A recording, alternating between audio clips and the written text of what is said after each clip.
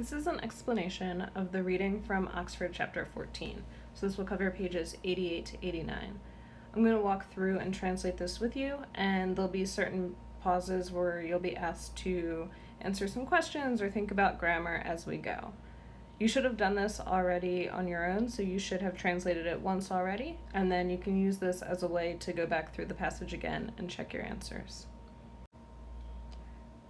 Quotidie Flaccus prima luce totam familiam convocat. Every day, at first light, Flaccus calls together the entire family. And we're going to mark off the words that go together here. Et ad lararium ducit, and he leads them to the lararium. Vinum interum fundit, et laribus supplicat. He pours the wine into the ground, and he supplicates the lares. The lares here are going to be dative, because if we look at our vocab, supplicat is going to take a dative. O lares, ora vos, familiam hodie curate et pecora servate. O lares, I beseech you, today look out for the family and preserve the flock. So let's take a second here and think about what forms, as a review, curate and servate are. Deinde ille ad agram procedit. Then he proceeds to the field. Quintus et Horatia ad ludum. Quintus and Horatia proceed to school. Here we have to use our verb both for our clause that starts with deinde and also for this clause. Sed hodie Flaccus dies festus est, inquit vos parate, parilia celebramus. But today, Flaccus said, is a holiday. Prepare yourselves. We celebrate the parilia. So now we're going to take a second to list out all of the new pronouns we found. So you can enter into the question all of the pronouns you see in this passage. Alright, so I'm going to highlight some of these pronouns. So we know in Latin that usually you don't need a nominative pronoun because it's contained within your verb. So for example, convocat, that T ending is just going to be our subject, Flaccus, he. But if we look down on our third line, I beg you, vos is going to be our personal pronoun, right? Our second person plural personal pronoun, and it's going to be in the accusative. Then we have down here, ille, this is a word that can be either a demonstrative pronoun, that person, or a personal pronoun. Usually when you see ille as your subject, it means we're switching subjects. So, because in the previous sentence, Flaccus had been addressing the lares, ille is going to change our subject back to Flaccus. And then finally, down here, we'll use yellow, vos. Vos is going to be an example of a reflexive pronoun. So prepare yourselves. So we have a second person plural ending here with our imperative. And then our pronoun is also going to be second person plural because they're referring to the same person. Alright, so now as we move on to our second paragraph, we'll do the same thing. We'll translate and then we'll pause every so often to go back and examine the different types of pronouns we find in our passage. So, omnes se lavant. Everyone washes themselves. Deinde Flaccus familiam Ubet secum venire ad locum sacrum, in quo parilia celebrare debent. Flaccus orders his family to come with him to the sacred place in which they must celebrate the parilia. So let's pause here for a second because we have plenty of pronouns to find in these two sentences. So see if you can find two examples of reflexive pronouns to start.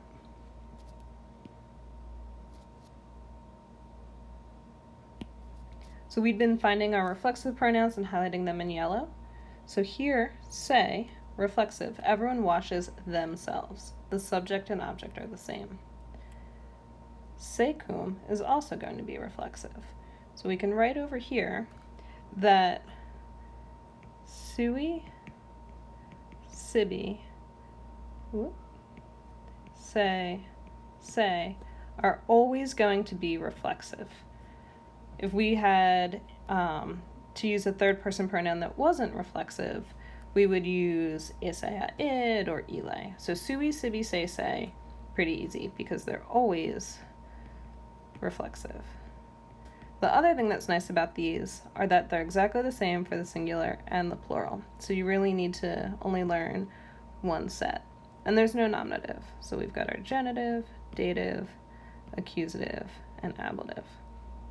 And the other thing when we talk about se cum you want to remember is that when you have a pronoun and you want to show accompaniment, so if you said, I walk with my friend, cum amico, right? We use cum plus the ablative. Pronouns are going to just swap it. So your preposition is going to come after the pronoun and just attach right to it. So se cum, same thing. Me cum, with me, te cum, etc. All right. Now we also have an example of a pronoun we haven't seen in our reading yet. So let's assign our new pronoun a different color. We'll make it blue. We have a relative pronoun. So remember your relative pronouns are going to translate as, let's see here, who or which. And a relative pronoun starts a new clause. So it's a subordinate clause, it can't stand on its own, and if you remember from the videos, it always has to refer back to something in our main sentence, which we call its antecedent. You can just think of it as, what does it take the place of? One of my tips that I recommended was to take that clause and turn it into a question. Where do they celebrate the Parilia? In a sacred place. So quo has to refer back to the locum sacrum as its antecedent. Locum sacrum is going to be masculine and singular. So quo has to be masculine and singular. And we haven't learned all the forms yet for the relative, but here you should recognize that long O as ablative because it's in which. So it's going to take the case from however it needs to be used in its own clause. And we can go as well and just mark off, right? If you want to set aside your relative clause so you don't get your words kind of mixed up between the two, start with your pronoun as soon as you hit it. This works for any subordinate clause. As soon as you see the word that makes it subordinate, go until you find your closest verb. And those are the words that you should translate together. All right, let's move on to our next sentence. Multi homines ad agros laeti festinat, viri feminae pueri. So many people hurry to the fields. And laeti we can just take as an adverb. Many people happily hurry to the fields. And then the second part is just going to explain who the homines are. Men, women, and children. So if we want to underline all the words that go together, we have multi homines, laeti, viri feminae pueri. And you can remember, even though feminae here is going to be feminine, unless the entire group of people you're talking about are feminine, we're always going to default to masculine endings. And then let's also go, we can swap colors to make it stand out, and set aside our prepositional phrase, to the fields. Okay, so no pronouns we need to worry about there. Horatia quintusque amicus salutant. Horatia and Quintus greet their friends. Sometimes this QUE here can throw students off. This is just another way of writing et. So it just attaches right to the end of the second in a pair. So you could say Horatia et Quintus or Horatia quintusque. Sunt multi flores prope viam. There are many flowers near the road. Pueri flores carpor. Let's see. Oh, this should be carpunt. I think we lost some text in our copying. Pueri flores carpunt, coronasque faciunt. The boys pluck the flowers and they make crowns. So here again, this is just another way of writing et. So the boys here, these are going to be our nominative and then our accusative. And the boys will stay our subject for our second clause as well. Puellis ellas dant. They give them to the girls. So let's pause here for a second and think about this word ellas. So what kind of pronoun is ellas? And you can answer as the question pops up. Is this going to be a personal pronoun, a relative pronoun, a demonstrative pronoun? So take a moment and think about that.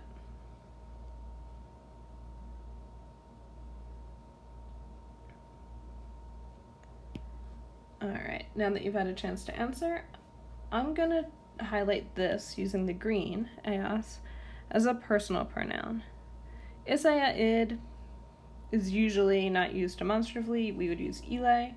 And here it's also just taking the place of a noun. So go ahead, and again, you can use the question that'll pop up, and answer, what does ellas take the place of? What noun from your previous clause? They give them to the girls.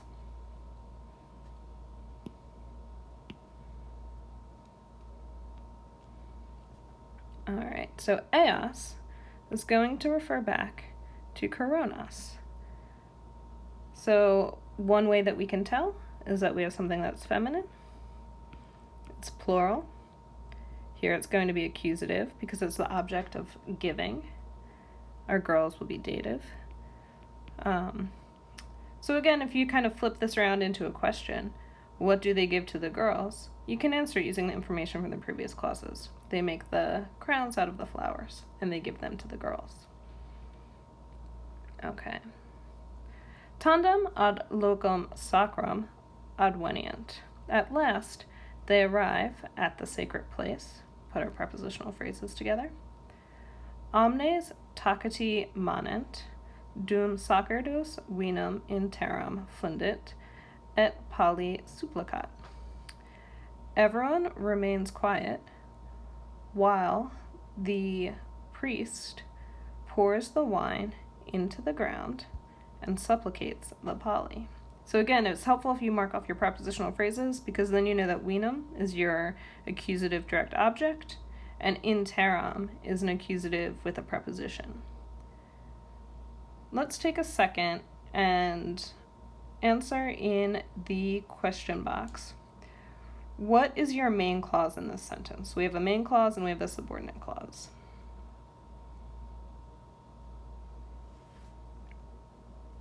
All right, so our main clause is going to be omnes taciti manent.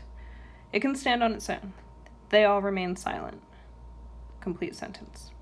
Our subordinate clause, while the priest pours the wine into the ground, can't stand on its own. It's not enough information. It's not a complete thought. So this is going to be your subordinate clause. And like I said, start with the word that puts you into a subordinate clause. Here it's going to be dum. You know ubi, dum, quod, si, and then your relatives, which are qui, quae, and quod. And then you want to just go until you hit a verb, but here, since we have this et, you need to get that second verb in there as well, because two things are happening. All right, let's finish up this paragraph. Alma pales inquit, tibi supplicamus serva pecora, agnas cora morbos arche. So he beseeches the pales. He says, "Dear pales, we beseech you, preserve the flocks, look out for the sheep, and hold off disease." So we asked this question earlier, but it never hurts to review. What form of the verb do we have with Serwa, Kora, and Arke? Take a second to respond. These are all going to be your imperatives. Remember, with our imperatives, you either just sort of drop the RE off your second form in the vocab for a verb. So serwa comes from serware. Or if you want to make it plural, you add a te, serwate, and it gives a command. We also have a pronoun here, so we can go ahead and highlight our personal pronouns. So we've been doing those in green. So we have to be, we beseech you. And remember from our previous slide that to beseech is a verb that's going to take a dative. So that's going to explain why to be is going to be dative. All right, our last few sentences. Omnes carmen sacram canant. They all sing the sacred song. So we'll put together a noun and its adjective. Deinde epulas parant et laeti cenant. At last, or next for deinde is maybe a better translation, they prepare feasts and happily they eat. All right, so we have a little short paragraph here, and then we'll be about halfway down our passage.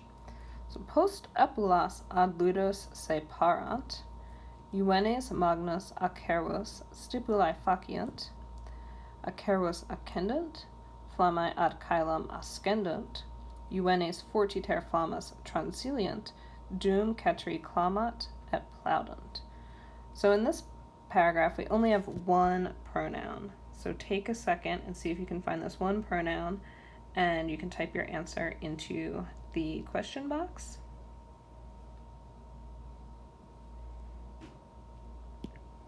So our pronoun is going to be say. We're going to highlight this in yellow. So either you remember our color scheme, or if you remember from our explanation on the previous slide, sui sibi say can only be what kind of pronoun. Is this a personal pronoun, demonstrative, relative, or reflexive? And you can select your answer from the choices in the question box.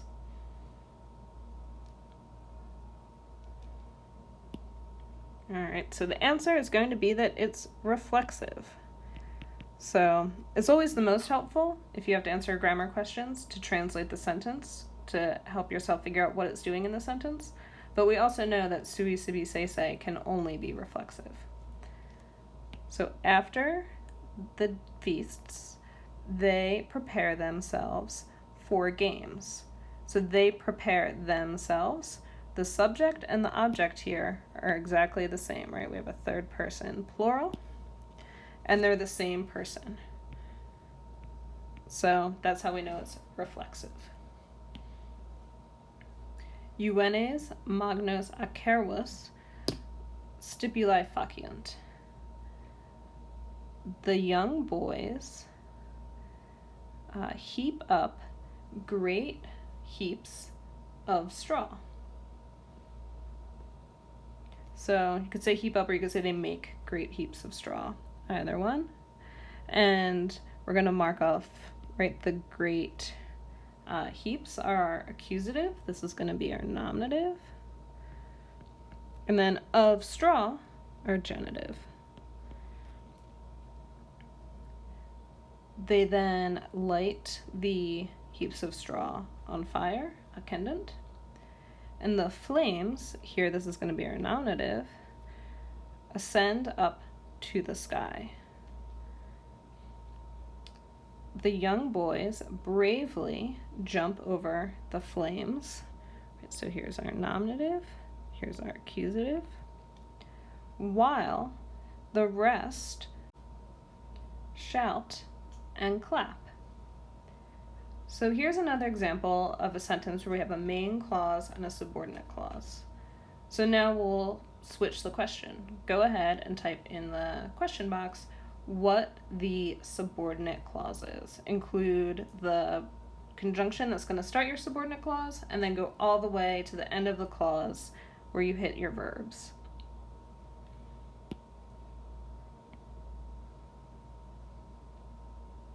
All right, so our subordinate clause is going to start with doom, because remember, doom is a conjunction that starts a subordinate clause. So while the rest shout and applaud. It can't stand on its own. It doesn't have meaning on its own. So that's our subordinate clause, and we'll include all of our verbs. We'll just put SC for subordinate clause. And then our main clause, and we'll just underline it so you can see that, is going to be right here. The young boys bravely jump over the flames. It can stand on its own, it has meaning, and you don't need any conjunctions to introduce it. So this is going to be our MC main clause. All right, so here we are at our fourth paragraph, only one more to go after this. And we start off with doom. So knowing that this clause starts with doom, what kind of clause is it going to be? Take a second to answer.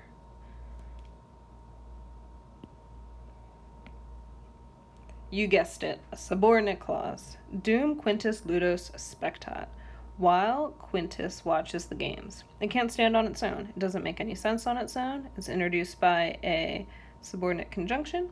So this is going to be our subordinate clause. We go from doom until we hit our verb spectat. And our main clause, occurrit Gaius et veni mecum quinte, inquit milites in colonium contendent. So this whole thing right here is going to be our main clause. And you'll see as we translate it, it can stand on its own. It makes complete sense without that subordinate clause. So while Quintus watches the games, Gaius runs up and says, "Come with me, Quintus. The soldiers are approaching into the colony." So if you remember, veni is going to be our imperative, right? He's giving a command, come with me. And here you can see that we have a personal pronoun, right? And you should remember from our second slide that if we want to say with me, right, using that ablative, we're going to just tack the cum on to the end of our pronoun instead of listing it beforehand. So come with me, Quinte.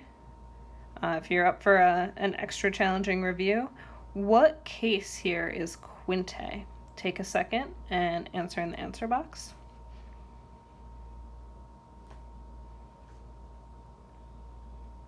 All right, so Quinte is going to be vocative. So usually the vocative, right, if you're addressing someone, is the same as the nominative. But the one exception is that if you have a US noun, the vocative is going to have an E. Otherwise, it's usually the same as the nominative.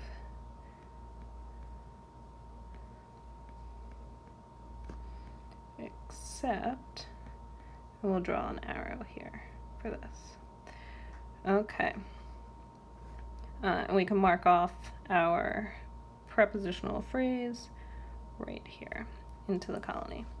Quintus parentum immemor, cum Gaio ad forum currit.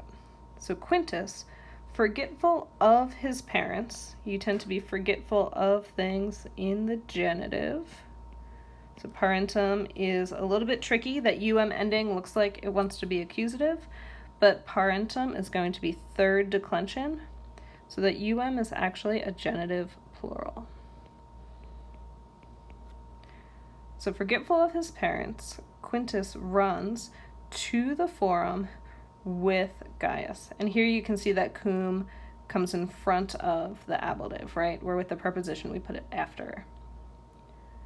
Ubi eo advenient, when they arrived there. So when they arrived there, is that a main clause or a subordinate clause? Does it make sense on its own?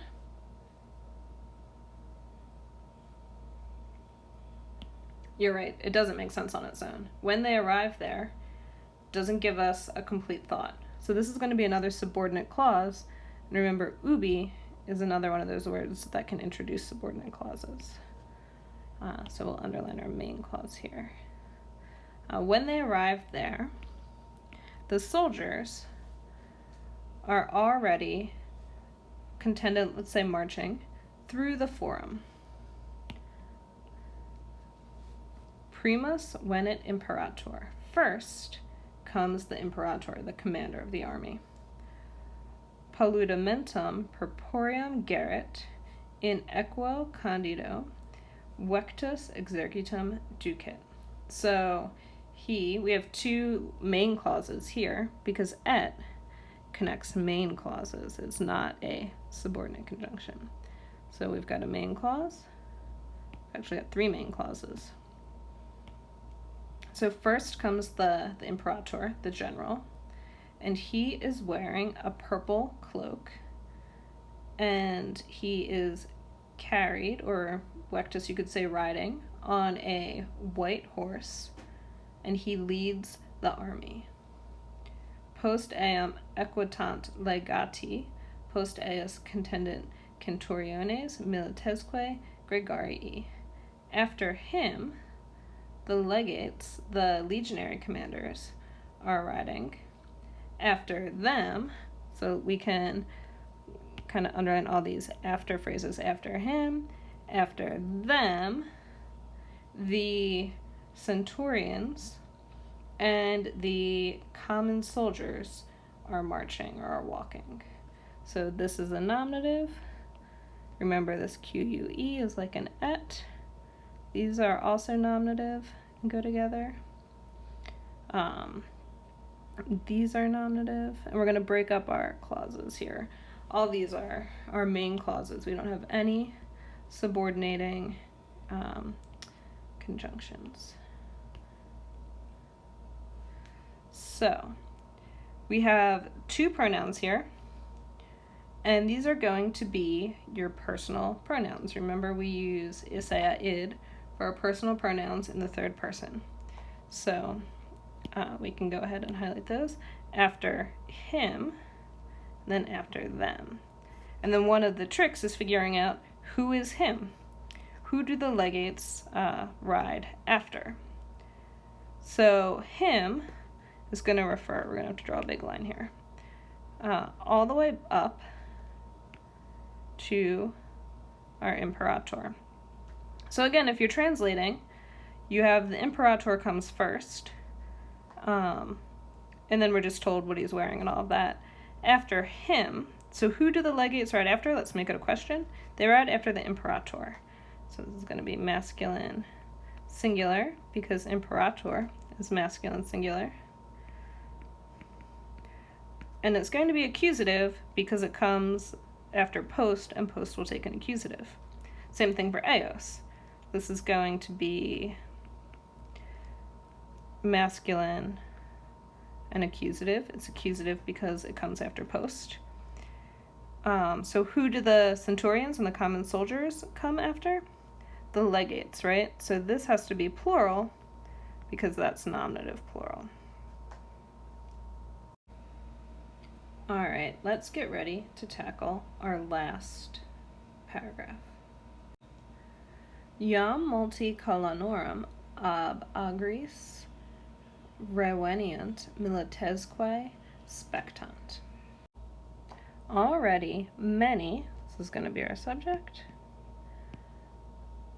of the farmers, genitive that orum, are returning from the fields. So remember, if you're going from, ab plus the ablative, the B faces away from the A. That's how I remember it. Ad plus accusative, if you're going towards, the D faces towards the A. So many of the farmers are returning from the fields, and you should remember at this point that that que means and, it's like an et, and they watch the soldiers. So this is going to be our accusative.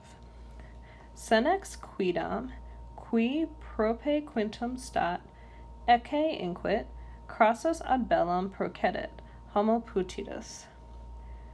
So a quidam senex. Quidam is kind of a tricky word to learn at first. So it's like qui, quod, but we're going to add this DAM onto the end. The DAM doesn't change, right? So if you want to change the form of the qui, qui, quod, you change that form first, and then you stick the dom on the end of it. And it just means a certain. So a certain old man, qui prope quintum stat. So you see that qui there. What kind of clause are we going to be entering into? Take a moment to think about it and answer.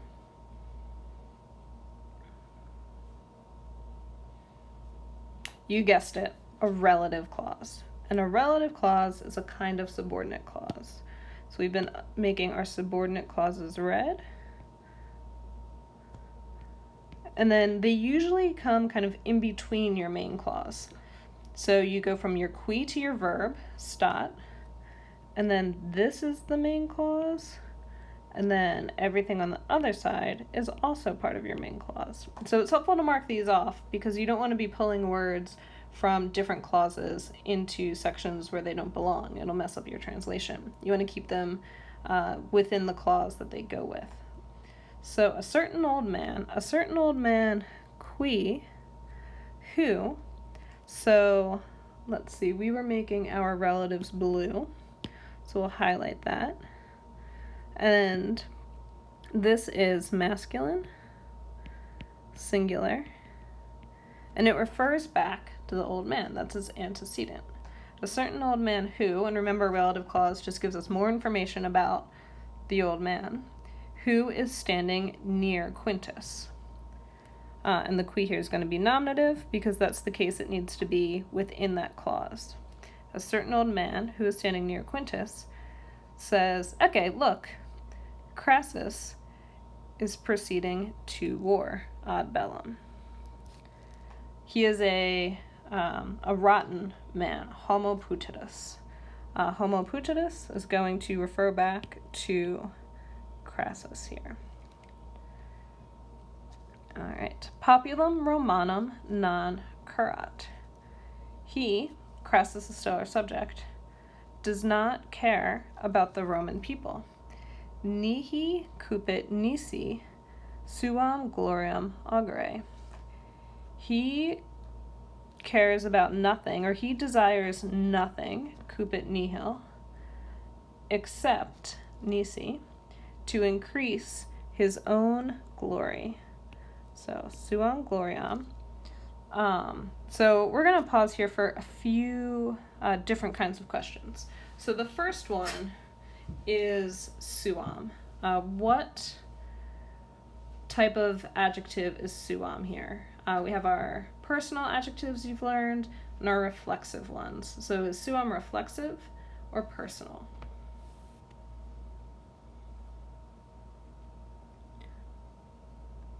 All right, so suam is going to be reflexive. He cares for nothing, or he desires nothing, except to increase his own glory. So they're the same. Your subject is the same as the suam, his own.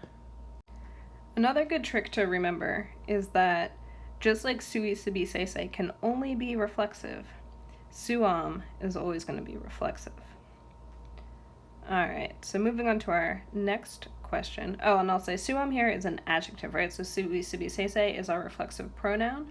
Suam, because it agrees his own glory with gloriam, let's get the pen, is going to be an adjective. It modifies it, the same gender number in case they're feminine, accusative, singular. All right, for a quick review, what form of our verb is augere? He desires to increase. So take a second and answer that question. All right, augere here is going to be an infinitive, right? To do something is your infinitive, and if you look at your vocab, that's always the second part of the verb that's listed in your vocab. All right, next sentence. Sine dubio milites ad mortem ducit. Without a doubt, let's mark these off because these kind of translate together. He is leading the soldiers. These are your accusative. Milites could be nominative, But you know it's not going to be nominative here because it's a plural form, right? Miles is the singular. But our verb, if we look at our ending, is singular. So Crassus has to still be our subject.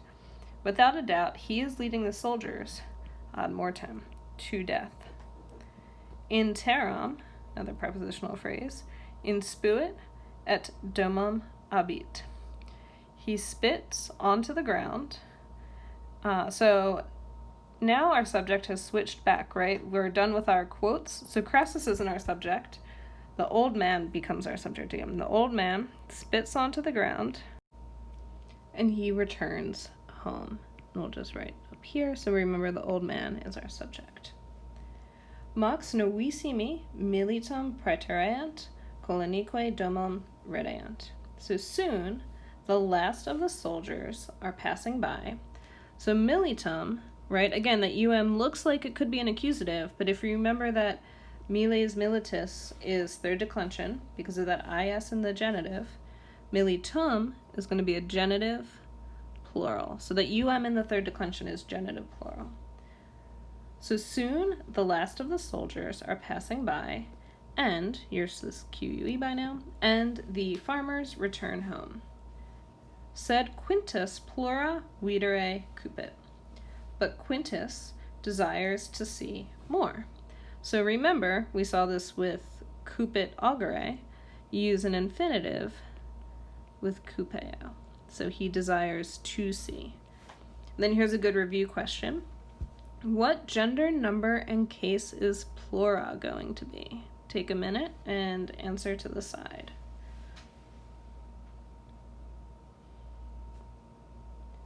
All right, so plura is going to be a neuter, accusative, plural. So remember that it doesn't matter which declension you're in, third declension or second declension, the neuter is going to have an A ending in the nominative and accusative plural. It can't be nominative because Quintus is our subject, so here it's going to be accusative. He desires to see more. He says to Gaius, and let's take another minute to pause and review. What case is Gaio here? See if you got this one. Gaio is going to be dative. So remember us EO, so it's a dative ending. It could be an ablative ending, but then it would have to be kind of with or by, where dative can be our indirect object, to or for. So he says to Gaius, dative, singular.